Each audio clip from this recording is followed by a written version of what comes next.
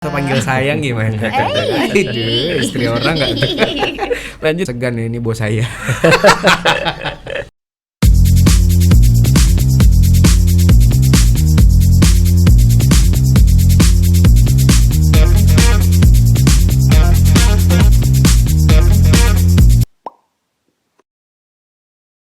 Oke, assalamualaikum warahmatullahi wabarakatuh, sobat ATR BPN. Selamat datang kembali di podcast kita, ya kan, podcast kebanggaan kita. Ada Agra Talks. Episode kali ini kita spesial menghadirkan salah satu fokus kita dalam kurun waktu sekitar 4 bulan 5 bulan inilah. Orang-orang yang akan membawa kita menuju perubahan. Nah, sesuai namanya kita sudah mengundang 2 agen perubahan Kanwil BPN Aceh. Selamat sore Bang Fahmi. Sore. Dan juga Kak Tia Zoda. Sore. Jadi paling adik-adik ya. Iya. Saya di sini nggak apa-apa. Bang Fahmi sama Kak Tia Zoda ini adalah agen perubahan di Kanwil. Kan mungkin boleh diperkenalkan sedikit Bang Fahmi. Saya agak segan ya, ini bos saya. Ya mungkin tadi sudah diperkenalkan ya, sudah disebutkan juga tadi jabatan saya saat ini. Mungkin sekali lagi saya Fahmi Riza. Saat ini saya menjabat sebagai Kepala Subbagian Keuangan dan Barang Milik Negara di bagian tata usaha Kanwil BPN Provinsi Aceh. Dan mungkin di dalam rangka zona integritas Kanwil menuju WBK dan WBBM ini, saya diberikan amanah juga sebagai salah satu agen perubahan. Mungkin itu Kalau nggak salah itu sekitar 4 atau 5 bulan yang lalu ya agen perubahannya dipilihnya? Iya, lebih kurang mungkin sekitar awal tahun ya. Iya benar, awal tahun 2021. Iya. Bang Fahmi waktu itu masih di bidang 3 ya? Iya, saya pada saat itu masih menjabat kepala seksi ya dulu. Sekarang sudah karena ada penyetaraan, tidak ada lagi kepala seksi, maka dulu saya koordinator seksi penatagunaan tanah di bidang penataan dan pemberdayaan. Dan sekitar bulan 2 baru saya dipindah ataupun diberikan amanah untuk menjabat sebagai Kepala Subbagian Keuangan dan Barang Milik Negara di tata usaha. Oke, jadi selama menjadi agen perubahan sudah menjabat 2. Ya, sebelum itu di Langsa Bang ya? Sebelum di Kanwil saya sempat di Kota Banda Aceh. 2017 saya di Kota Banda Aceh sampai 2018 baru saya masuk ke Kanwil. Sebelumnya saya baru di Langsa 2012 sampai 2017 saya di. Cukup lama ya Bang ya? Cukup lama saya di Langsa 5 tahun. Saya di Langsa. Iya. Kalau Katia Joda? Nah, saya orang baru nih di BPN. Iya. Saya masuk BPN 2019. Saya perkenalan diri dulu. Iya dong. Nama saya Septia Mauli Joda. Sekarang saya jabatannya analis hukum pertanahan. Bidang 5 Kanwil BPN Provinsi Aceh, bagian sengketa. Sebelumnya di kantor pertanahan Kota Lhokseumawe. Kalau Pak Fahmi udah kemana-mana, saya baru 2 tahun. Tapi pengen nanya dulu di awal nih. Menurut Bang Fahmi sama Kak Tia, Kak Joda, siapa sih? Kak Joda ya? Apa aja boleh. Menurut Bang Fahmi sama Joda, agen perubahan itu apa sih? Nah, saya dulu nih. Ya. Oke. Boleh. Biar Baik. dia bisa nyontek Bang. Muka ada susah. Jadi kalau menurut saya ya, agen perubahan itu merupakan satu amanah ya. Kalau untuk saya ya, satu amanah yang sebetulnya kalau dilihat dari tujuannya, ini merupakan satu jabatan ataupun satu penunjukan yang cukup berat sebetulnya. Jadi diharapkan agen perubahan inilah menjadi salah satu motornya gitu. Sebelum saya merubah orang lain, tentu saya harus merubah diri saya sendiri dulu. Benar. Nah, saya harus menjadikan diri saya ini sebagai contoh sebelum saya mengajak orang lain untuk berubah, untuk merubah pola pikir, untuk merubah budaya kerja, dalam rangka memang sebagaimana cita-cita Pak Menteri kita juga adalah menjadikan lembaga kita ini BPN khususnya itu menjadi lembaga yang melayani profesional dan terpercaya. Sebagaimana tagline kita. Iya, betul. Benar, Jadi ya saya rasa agen perubahan ini mempunyai peran yang cukup penting untuk dalam rangka mungkin sebagai motor penggerak lah dan sebagai perubah mindset, pola pikir teman-teman nantinya. Oke, kalau Kak Tia Joda,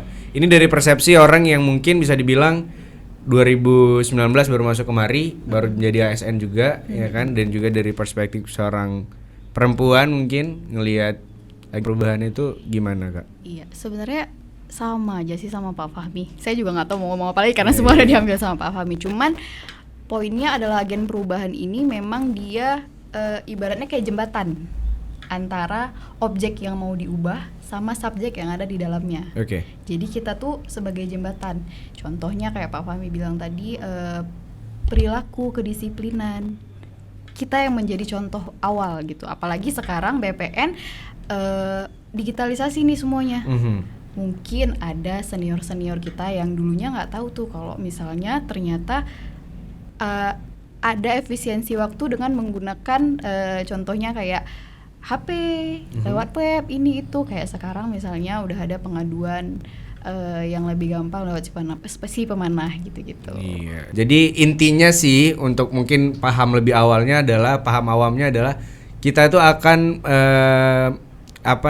merubah mindset dengan lebih terbuka, lebih jujur, lebih transparan. Jadi mindset selama ini yang mungkin dianggap bahwa banyak tanda kutip permainan, itu yang pengen kita ubah sebenarnya.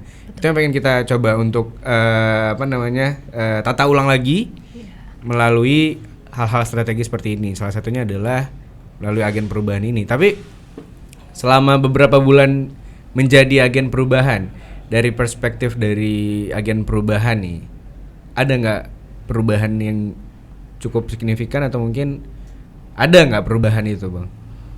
Ya pastinya perubahan itu ada gitu kan, artinya semua ini kan butuh proses, tapi tahapan menuju apa yang sama-sama kita cita-citakan, proses perubahan itu kalau saya melihatnya ini sudah bergerak ke arah yang benar gitu kan. Perubahan-perubahan itu juga mulai terjadi, tapi memang butuh proses. Kenapa saya bilang? Karena itu tadi kita harus merubah pola pikir dan budaya kerja yang selama ini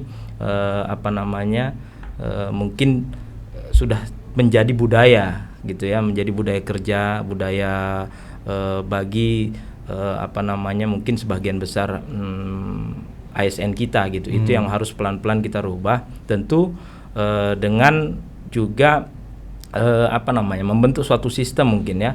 Artinya mau tidak mau, suka tidak suka, perubahan ini terutama perubahan terhadap pola pikir dan budaya kerja ini memang harus berubah menuju ke arah yang lebih baik.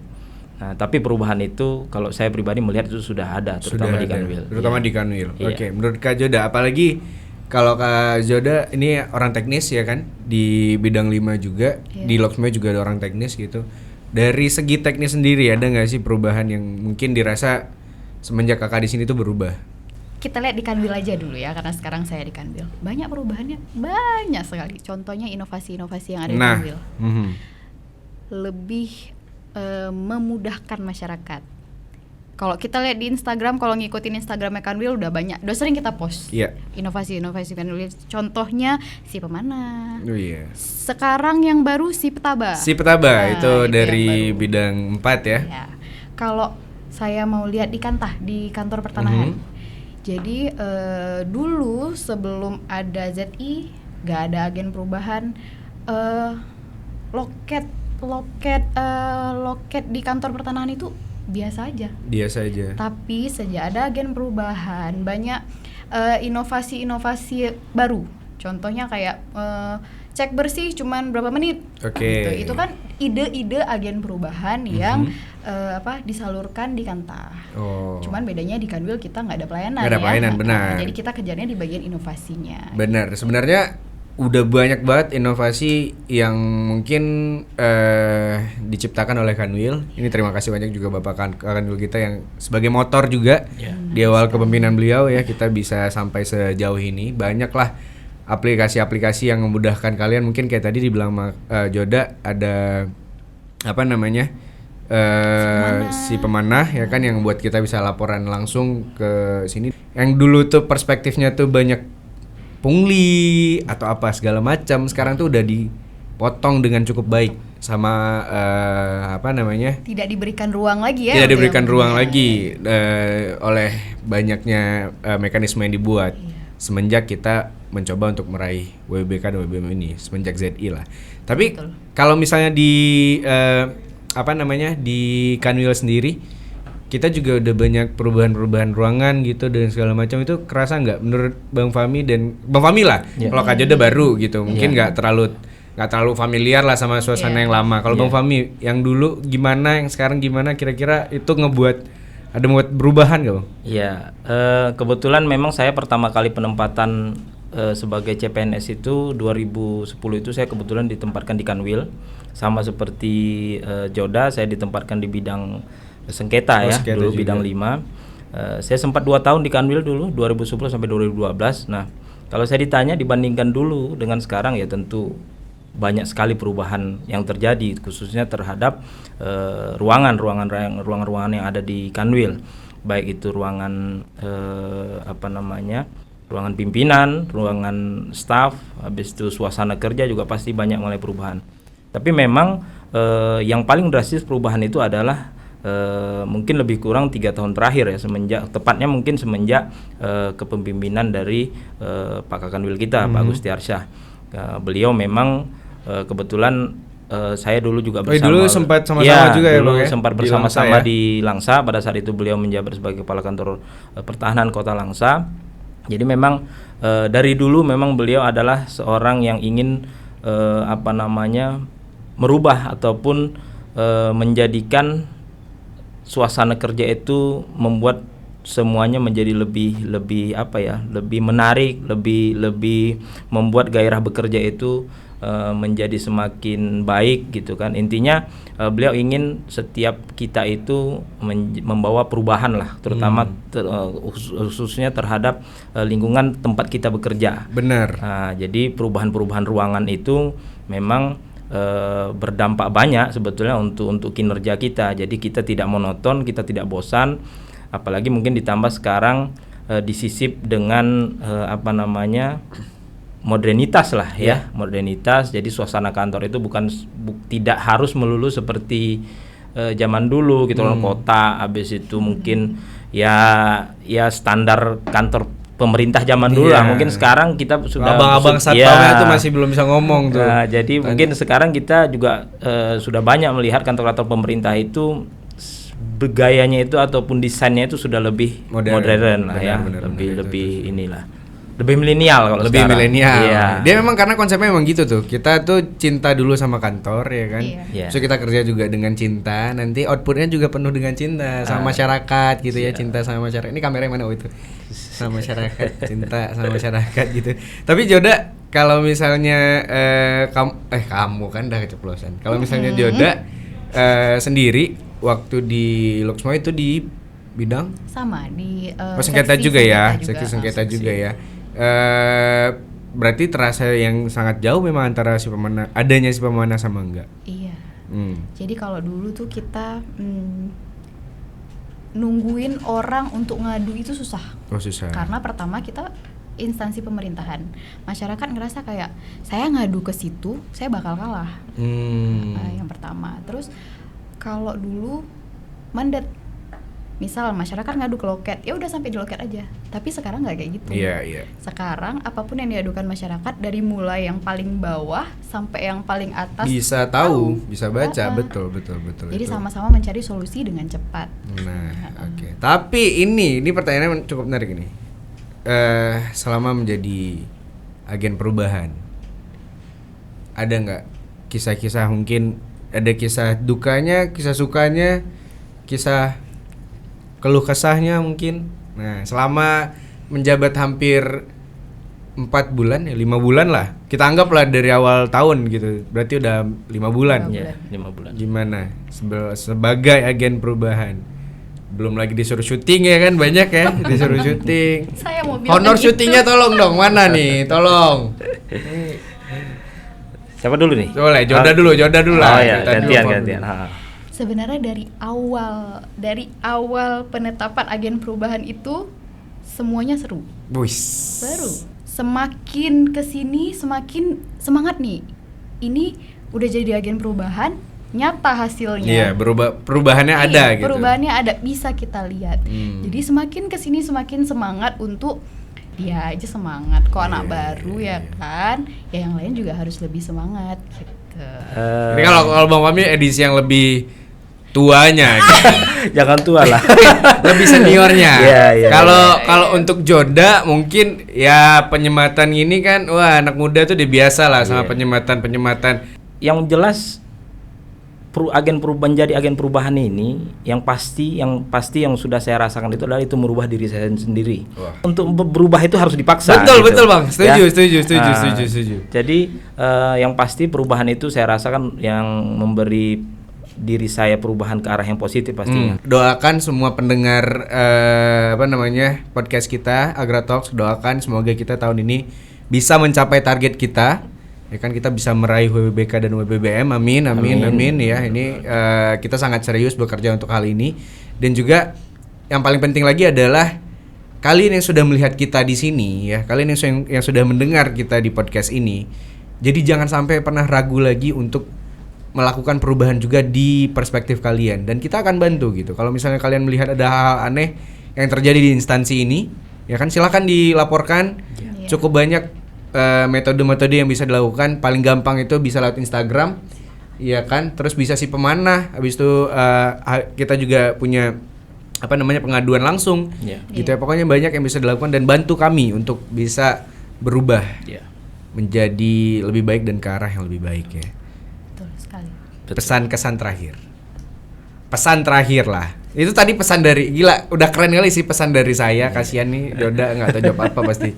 Coba Jod, pesan terakhir mau untuk staff kita, mau untuk jajaran instansi kita, atau mungkin untuk masyarakat terkait agen perubahan, terkait zona integritas, terkait inilah yang kita bahas sekarang.